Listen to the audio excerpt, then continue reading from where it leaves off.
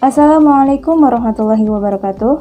Perkenankan, saya Miranda Agustina dengan NIM 1861003, Prodi Ekonomi Syariah semester 6, untuk mempresentasikan mengenai pasar modal, guna memenuhi tugas ujian akhir semester pasar modal syariah. Yuk, langsung aja. Oh ya, sebelum ke pembahasan, saya ingin mengingatkan untuk selalu menjaga kesehatan dan juga menerapkan protokol kesehatan COVID-19 5M, yakni mencuci tangan, memakai masker, menjaga jarak, menjauhi kerumunan, dan membatasi mobilitas. So, keep watching and check it out. Pasar modal adalah suatu pasar yang beroperasi secara terorganisir di mana terdapat suatu aktivitas perdagangan surat-surat berharga.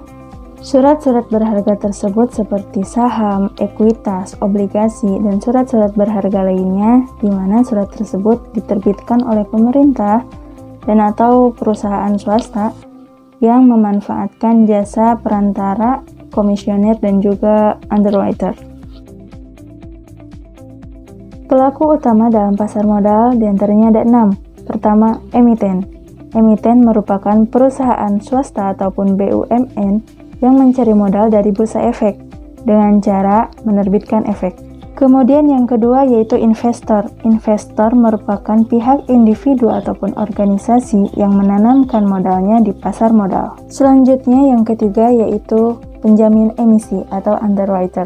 Underwriter ini merupakan perusahaan yang menjadi penanggung jawab atas terjualnya efek emiten kepada investor. Yang keempat yaitu pialang. Pialang merupakan suatu perusahaan yang memiliki peran untuk melakukan penjualan ataupun pembelian efek di pasar sekunder. Kemudian yang kelima yaitu manajer investasi. Manajer investasi merupakan suatu perusahaan yang kegiatannya menyelenggarakan pengelolaan portofolio efek. Dan yang keenam yaitu penasihat investasi. Penasihat investasi ini memiliki kegiatan memberikan nasihat, membuat analisis, dan juga membuat laporan yang berkaitan dengan efek emiten kepada pihak lain, contohnya kepada manajer investasi. Jenis pasar modal berdasarkan waktu transaksinya terbagi menjadi 2. Pertama, pasar perdana. Pasar di mana efek-efek atau surat berharga diperdagangkan untuk pertama kalinya ke masyarakat sebelum dicatatkan di bursa efek. Dan yang kedua, pasar sekunder. Kelanjutan dari pasar perdana, pasar di mana efek-efek yang telah dicatatkan di bursa efek untuk diperjualbelikan.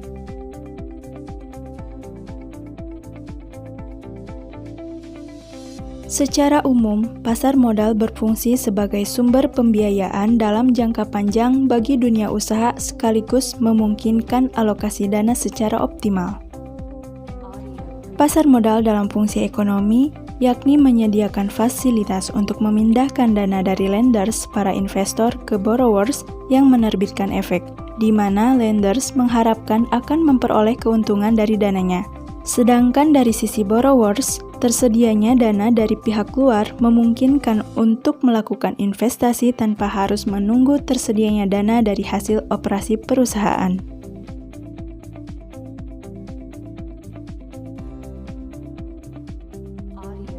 Manfaat pasar modal secara umum diantaranya menyediakan sumber pembiayaan jangka panjang bagi dunia usaha sekaligus mengoptimalkan pengalokasian dana, memberikan wahana untuk melakukan investasi yang beragam bagi para investor sehingga memungkinkan untuk melakukan diverifikasi.